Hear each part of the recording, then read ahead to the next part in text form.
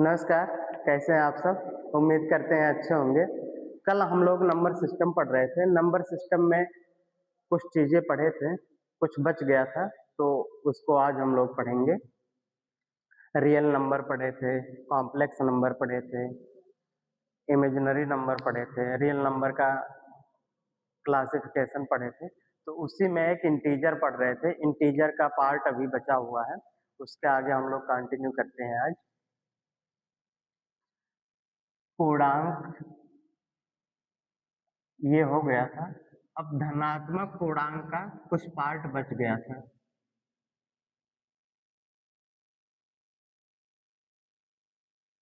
Positive integer और division हो गया था। उससे के आगे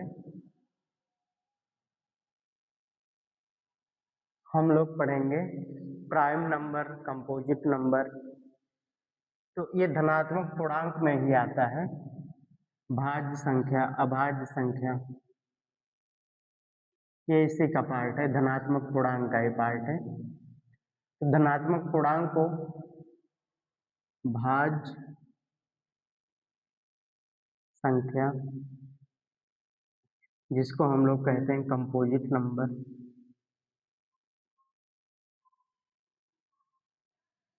एक अभाज्य संख्या,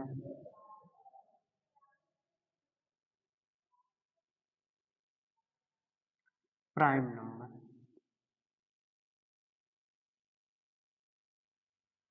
ठीक, तो धनात्मक पूर्णांक को भाज्य संख्या, अभाज्य संख्या में बांटा गया है। ये भाज्य और अभाज्य हमेशा धनात्मक पूर्णांक में होगा। धनात्मक पूर्णांक मतलब प्राकृतिक संख्याओं का ही किया जाता है।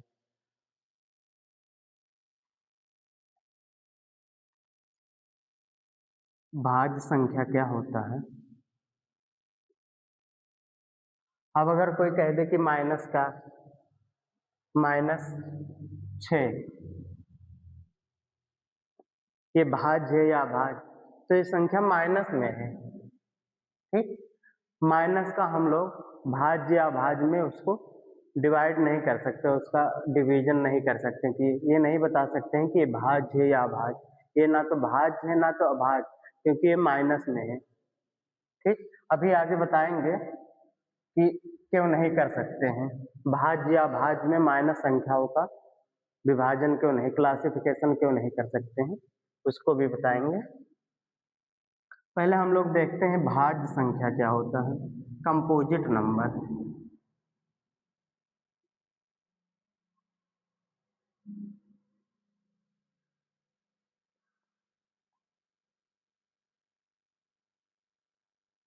कंपोजिट भाज्य संख्या क्या होता है?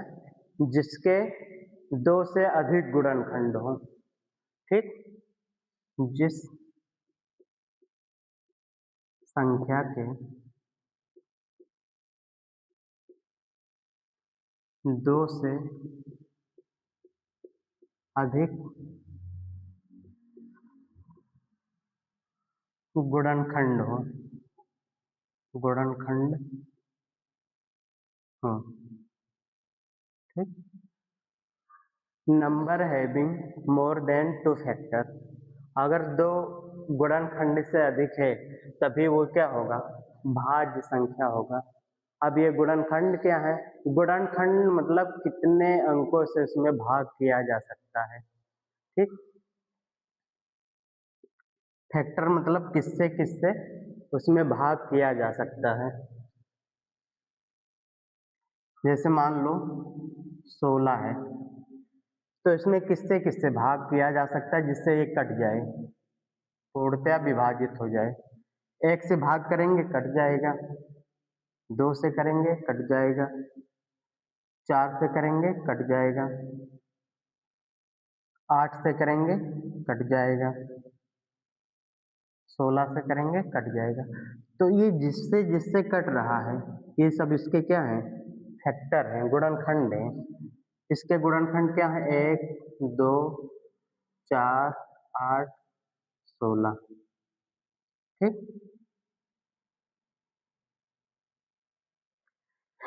भाज्य संख्या समझ में आया? मतलब क्या है, जिसके 2 से अधिक गुणन, इसके कितने गुणनखंड है? 1, 2, 3, 4, 5, इसके 5 गुणनखंड है, 2 से अधिक है ना, तो ये क्या है? 16 भाज्य संख्या है। अब अगर ऐसा हम लोग समझते हैं, जो 1 से कटे, स्वयं से कटे और किसी तीसरे अंक से भी कट जाए, ठीक? अब देखो 1 से भी कट रहा है, स्वयं से भी कट रहा है, 1 से भी सभी संख्याएँ कटती हैं, स्वयं से भी सभी संख्याएँ कटती हैं, लेकिन अगर कोई तीसरा भी काट दे उसको, किसी और तीसरे से भी विभाजित हो जाए, तो संख्या क्या होगी? भाज्य होगी। जैसे ऐसा समझो, मान लो मम्मी-पापा तुम्हारे रोज़ तुमको मारते हैं, कोई तीसरा भी आके मार के तुमको चला जाए, कोई तीसरा भी तुमको थप्पड़ मार दे, 2 लोग से तो पिटते ही हो, अब कोई तीसरा भी आके मार के जा रहा है, तो क्या होगा? भाज्य होगा। ये तीसरे से भी कट रहा है, स्वयं से भी कट रहा है, 16 से भी कट रहा है, 1 से और स्वयं से तो कट ही रहा है, कोई तीसरा भी इसको मार रहा है, कोई तीसरा भी इसको विभाजित कर रहा है, तो ये क्या होगा?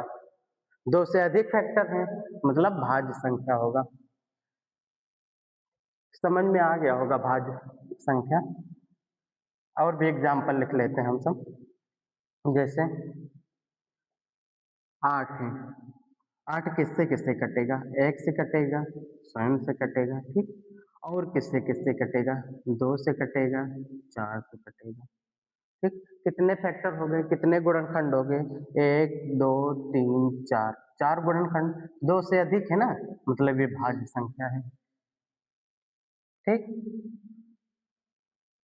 तो हम लोग इसी प्रकार देखेंगे कि अगर 2 से अधिक गुणनखंड है उसके, 2 से अधिक लोगों से विभाजित, 1 से और स्वयं से तो सभी विभाजित हो जाते हैं, लेकिन अगर किसी तीसरे से भी कट जा रहा है, तो क्या होगा वो? भाज्य संख्या होगा।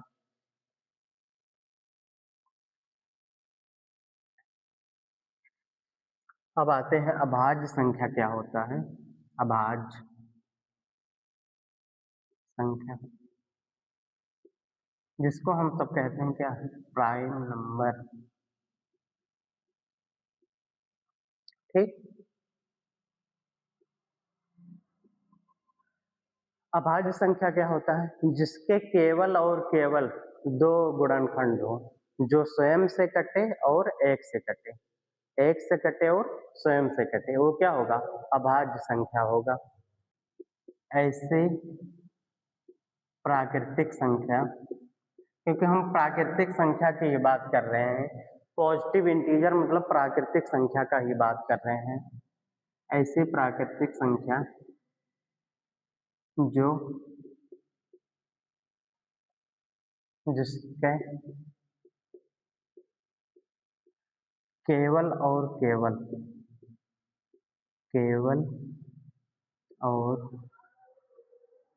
केवल 2 गुणनखंडों, 2 गुणनखंडों, नंबर हैविंग ओनली 2 फैक्टर्स, ठीक? जिसके केवल 2 ही गुणनखंड हो, जैसे मान लो 3 है, 3 किससे-किससे कट रहा है? 1 से कट रहा है, स्वयं से कट रहा है, और किसी से कटेगा? नहीं कटेगा, तो क्या है ये? अभाज्य संख्या है। 7 क्या है? किससे कटेगा? 1 से कटेगा, स्वयं से कटेगा, क्या है 7? अभाज्य संख्या है। 11 किससे-किससे कटेगा? 1 से कट रहा है, स्वयं से कट रहा है, और किसी से नहीं कटेगा। कटना मतलब विभाजित होना, और किसी से विभाजित होगा? किसी का भाग इसमें जाएगा? नहीं, तो क्या होगा ये? अभाज्य संख्या है ये सब, अभाज्य संख्या। तो केवल इतना अगर आप लोग ध्यान रखेंगे कि 1 से कट जाए और स्वयं से कट जाए, और कोई भी संख्या उसको विभाजित ना कर पाए, तो संख्या क्या होगी? अभाज्य होगी। अब कोई हमें बताओ कि 2 क्या है? भाज्य है या अभाज्य है? इसको हटा दें।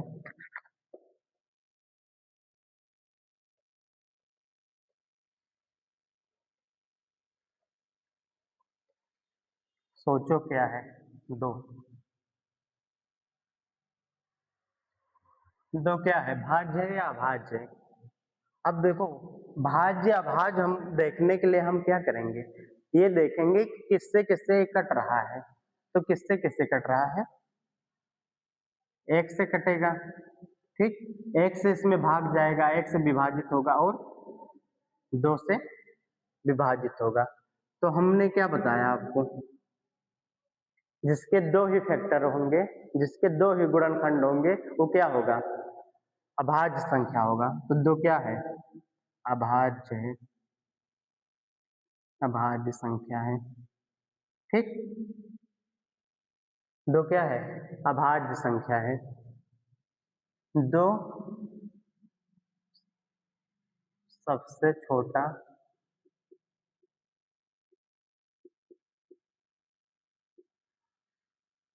अभाज्य संख्या है, जो कि क्या है, सम भी है।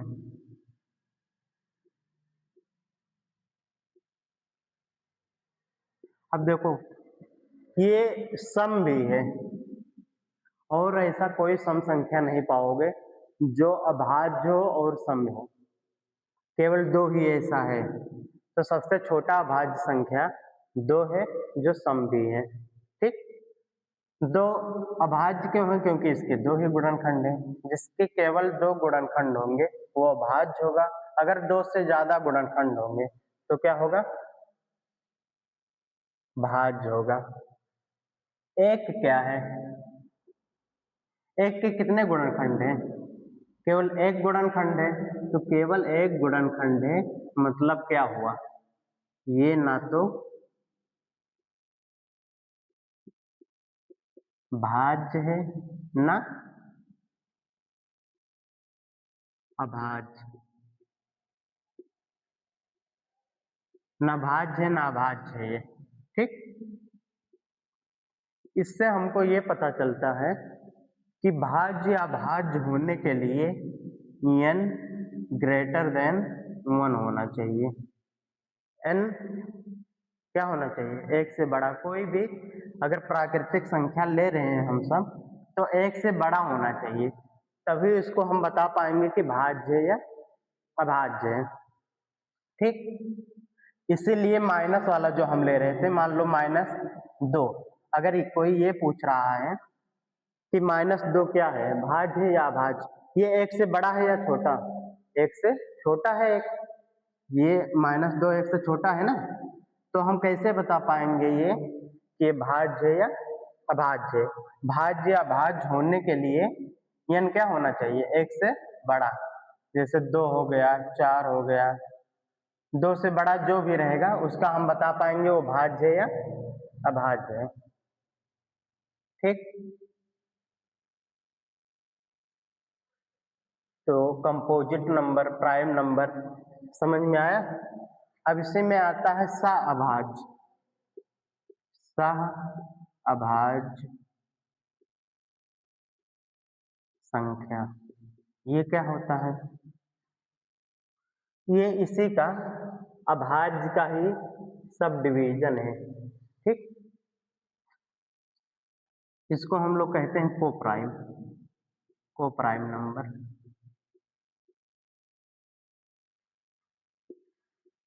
ऐसे अभाज्य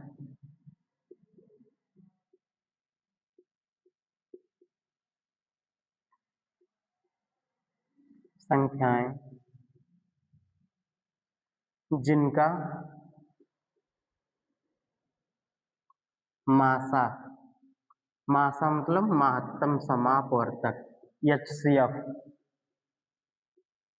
1 हो।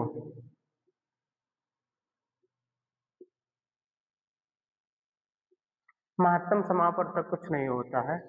जैसे मान लो हमें किसी का महत्तम समापवर्तक निकालना है, तो वह बड़ी से बड़ी संख्या जो उसको काट दे, ठीक। जैसे मान लो 10 और 20, इसका हमको HCF निकालना है, महत्तम समापवर्तक निकालना है। तो हमको ऐसी बड़ी से बड़ी संख्या ढूंढना पड़ेगा जो दोनों को काट दे, दोनों को विभाजित कर दे। अब जैसे इसमें 10 है, ठीक, 10 इसको भी विभाजित कर रहा है, इसको भी विभाजित कर रहा है। अब 10 से बड़ा ऐसा कोई संख्या नहीं है जो दोनों को विभाजित कर दे, तो इसका एचसीएफ कितना हो गया? 10 हो गया। बस ये करना है। और कोई एग्जाम्पल ले लो, मान लो 15 हो गया, 25 हो गया। अब इसमें हमको ये देखना है कौन सी बड़ी से बड़ी संख्या है जो दोनों को विभाजित कर दे। तो 5 5 इसको भी विभाजित कर रहा है, इसको भी विभाजित कर रहा है। अब ऐसा इस 5 से बड़ा कोई नहीं है जो दोनों को विभाजित कर दे। अभी 10 लेंगे तो इसको काट पाएगा? नहीं काट पाएगा, दोनों को नहीं काट पाएगा। तो एचसीएफ अभी ये वाला जब चैप्टर पढ़ाएंगे एलसीएम एचसीएफ तो उसमें विस्तार से बताएंगे। अभी इतना समझो कि महत्तम समापवर्तक होता क्या है। वह बड़ी से बड़ी संख्या जो दोनों संख्याओं को विभाजित कर दे। तो सहभाज्य ही होगा जिसका एचसीएफ क्या हो? 1 हो। जैसे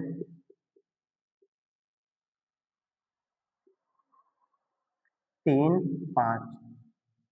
अब हमने डिफिनीशन में क्या बताया है? अभाज्य होना चाहिए, ये संख्या अभाज्य होना चाहिए। तो 3 अभाज्य है, अभाज्य 5 अभाज्य, और इसका एचसीएफ कितना है? 1 है। तो ये क्या होगा? सहभाज्य होगा, को प्राइम नंबर होगा। ऐसे 7 ले लो, 11 ले लो, तो इन दोनों का एचसीएफ 1 है और 7 क्या है? अभाज्य, 11 अभाज्य। तो संख्या अभाज्य होना चाहिए। ये हम क्यों बता रहे हैं कि अभाज्य होना चाहिए? क्योंकि इसका पार्ट अभी और पढ़ाएंगे जब अपेक्षित अभाज्य संख्या पढ़ाएंगे या जुड़वा ट्विन प्राइम पढ़ाएंगे, तो उसमें इसका डिफिनीशन अलग है, तो वहां पे दिक्कत होगी।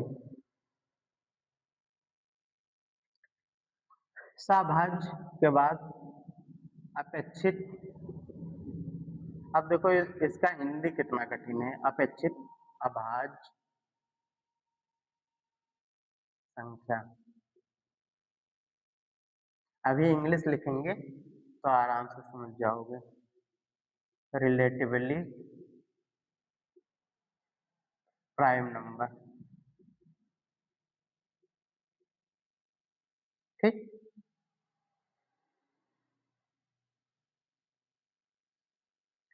अब जैसे को प्राइम का बताया है ना, सहभाज्य का बताया, सेम डिफिनीशन वही है, लेकिन इसमें कोई भी संख्या हो सकती है। इसमें भी डिफिनीशन वही है, ऐसी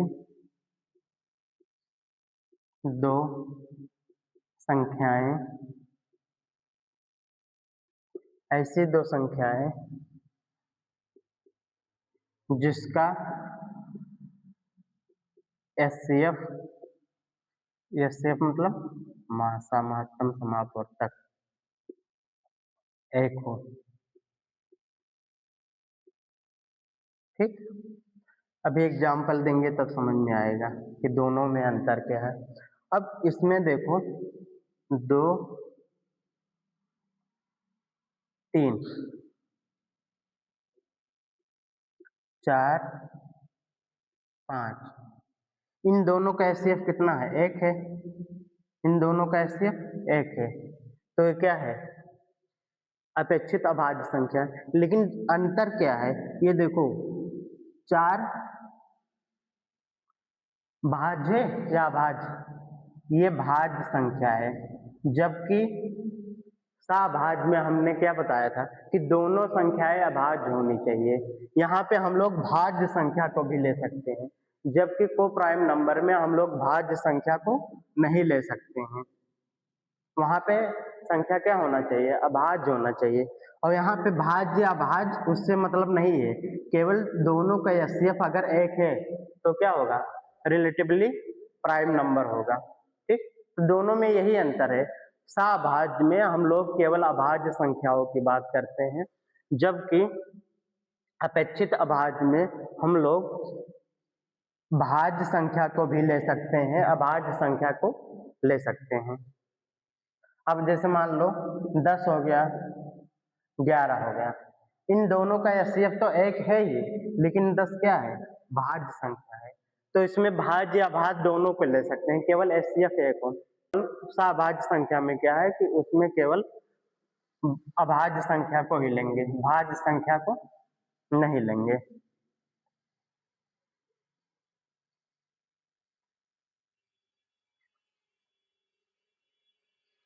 अब हम लोग आते हैं जुड़वा अभाज्य।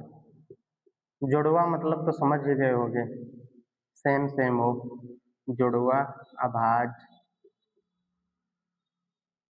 संख्या, इसको हम लोग क्या बोलेंगे, twin prime, twin prime number. कहते हैं ट्विंस हुआ है, ट्विंस बेबी। जब जुड़वा बच्चे किसी को होते हैं तो क्या कहते हैं हम लोग कि ट्विंस बेबी है। अब इसका डिफिनेशन क्या होता है,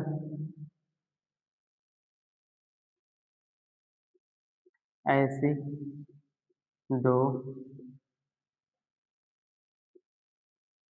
अभाज्य संख्याएं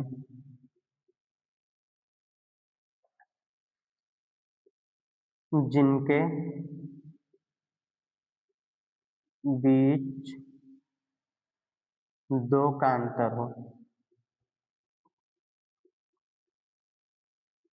दो का अंतर हो। जैसे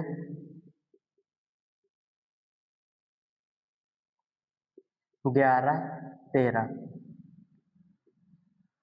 11 क्या है, अभाज्य है। 13 क्या है, अभाज्य है। लेकिन इनके बीच में कितने का अंतर है, दो का। ऐसे 17 19, 17 क्या है, अभाज्य संख्या है, 19 क्या है, अभाज्य। लेकिन इनके बीच में कितने का अंतर है, दो का। सेम ऐसे 29 31 41 44, सभी क्या है, अभाज्य संख्याएं हैं। मतलब अभाज्य संख्या होना चाहिए और उनके बीच में अंतर कितने का होना चाहिए, दो का अंतर होना चाहिए। ठीक, तो क्या होगा, ट्विन प्राइम होगा, मतलब जुड़वा होगा, जुड़वा अभाज्य संख्या होगा। ठीक, अब ये क्लास यहीं पे खत्म करते हैं। अब इसमें कुछ बचा नहीं है, इसके बाद हम आगे क्या पढ़ाएंगे, इसमें क्वेश्चन जितना बताए हैं ना नंबर सिस्टम का, अब पूरा क्वेश्चन करवाएंगे। क्या क्या क्वेश्चन इस पे बनता है, एग्जाम में कौन कौन सा क्वेश्चन आता है, वो सब बताएंगे। तो अगले वीडियो में फिर मिलते हैं।